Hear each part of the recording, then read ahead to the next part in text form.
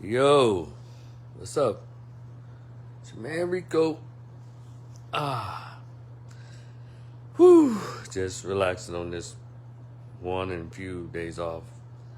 But y'all continue to like, share, subscribe. What's up? It's your man Rico on my thoughts, not yours Facebook page.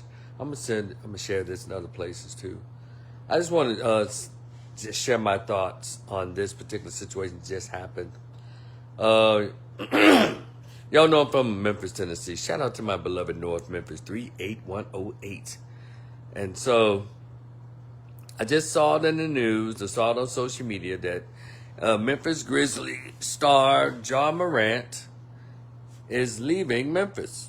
Well, he's been traded to the Portland Trail Blazers. Whew.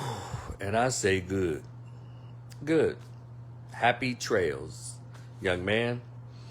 And there are people who are, upset, I guess. If you're a Memphis Grizzlies fan or if you're a John Morant fan, of course you'd be upset. But I'm more of a fan of the mental health development of black children, particularly black boys. And I am a fan and an advocate of the black male image. John Morant was the antithesis of those. Look, I'm going to say this. Those two guys that they're bringing in, hold on a second. Those two guys they're bringing in, I guess, in the trade to replace him, good. But I'm sure they will not be half as bad as him as relates to their images. I don't even think they're black dudes, but it doesn't matter because him as the superstar that he was, I think he used his platform or his image inappropriately. With the blaring, with the guns and trying to be hood. And, if you're from Memphis, y'all see Memphis has had a problem with all this nonsense. And the young men there are kind of, they're disillusioned. And it's like ratchet and hood seems to be the thing to promote in my hometown.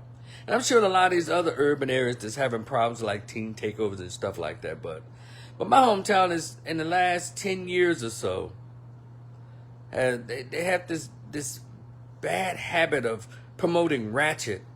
And then when the ratchet comes back and to bite them in the ass, they're wondering, what happened? What's going on?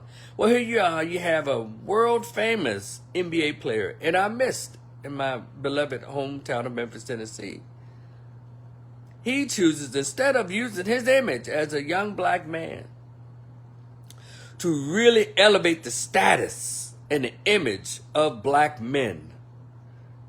He chose to want to be a Timu rapper, a Timu gangster, thug. He chose to go that route instead of being who he was. Someone who was raised in the suburbs. Someone who didn't have to really face those harsh challenges that a lot of those people who he tried to emulate or be cool with. It's interesting that they work so hard to try to be cool with the ratchets and the street thugs in the hood, instead of just being a decent image for those folks to follow. I didn't care for that. He can play his ass off when he's on the court and ready to play, but he chose. He just chose incorrectly, on what image that he wanted to present.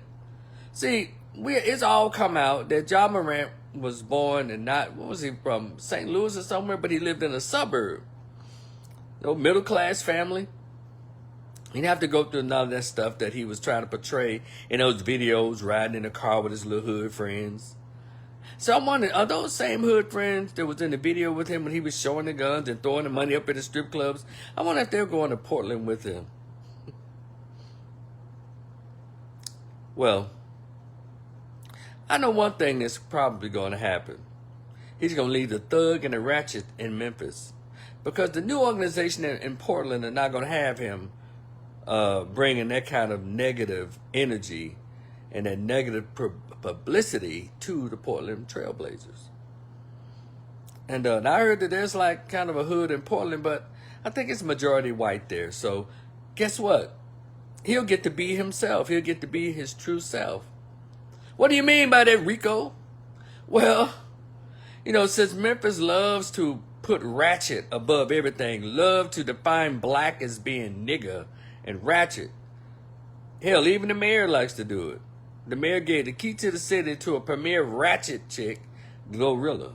Him and his fraternity brothers on the city council. What's that? JB Smiley, yeah. And they names, yeah, they're kind of mess. And they fund this little thing called 901 Memphis Ratchet with the ratchet rappers and the hood. And nothing against that, but we should be rising above that. We should be changing the mindset. But you got these folks that's supposed to be intelligent, supposed to have college degrees, supposed to be above the fray, and they don't live in the hood now. They love to sell it as so-called political leadership. They love to present that to the masses of black youth in Memphis. So Ja Morant, world-renowned basketball player, professional NBA professional basketball player, he chose to present nigger and ratchet and ignorant. But come to find out he's not like that. And we found out that he wasn't like that. Y'all can tell by his rainbow, the colors in his locks, that he wasn't like that. But y'all look past all of that, huh? And he thought that the way that he can identify with the youth at Memphis is to hold guns up and talk about smoking blunts and throwing money up in the strip clubs. So disrespectful. But I have us to blame because we're always, BET award and every damn thing, ratchet. Then when people come at us like that, we get offended. No, that's what we like to present. Those of us who don't like to present that, y'all call us haters. Y'all that mad because that man got money. Oh, y'all know what y'all say. Go down the list. We some haters. Yeah. So, Ja Morant, suburban kid. Let me tell you something about these suburban kids. When they don't really be around like the inner city or the urban areas, well, they try to put on like this image, right? They go too far. I mean, how can I say this? They don't really have a connection to black folks like that. And so when they come around black people, instead of just being who they were and when their parents raised them to be intelligent, articulate, and kind of privileged, you had access to things that people in the inner city don't have access to. No, you thought you could relate to them by being a nigger. And it almost cost you your career. Almost cost him his career. So luckily, he's being traded out. So hopefully there's another player. It can be black, preferably a brother who has actual racial pride and self-respect. And he respects the youth in Memphis where he won't try to relate to them under a rap beat or being a nigger. It makes sense? See, when you look at Ja Morant, again, suburban raised, I would even go so far as to refer to him as an Oreo. Y'all know what Oreos do when they try to get around black folks. Really, they go too hard. They go really hard in the paint to prove that they at least were an extra in the old early 2000s movie Belly with DMX. Yeah, they swear that they grew up in the whole BMF reality when they didn't. And you can tell, I know he's not about that life. I know he's not thuggish or whatever, or not even really just down with just blackness like that. Because the great psychiatrist and African Senate scholar, the late great Dr. Frances Cress Welsing, she wrote a book called ISIS Papers, and she would do lectures. I got a chance to see her, I think, on the campus of Fisk University, as well as on the campus of Rust College. When one of those lectures, she said, who you lay down with, who you marry or reproduce with, pretty much, is who you share your political and worldly philosophies with. Ja Morant has a non-black mother of his child. He has a non-black child and a non-black baby mama. He has no connection to the black community. And he's going to have more non-black or mixed race children. You know, he's kind of like the Jamie Foxx of the NBA. Try to throw them black stereotypes and be all black and all that, but go home to nothing black. Don't reproduce with nothing black. So when I said that he would be more, right at home in Portland, he will be. I think, look, I think that when he gets to Portland, he probably won't have his locks anymore. He probably start all the way over. He might not even have all that color in his head. But we'll see. But one thing is for sure, he's not in Memphis anymore, and I'm glad.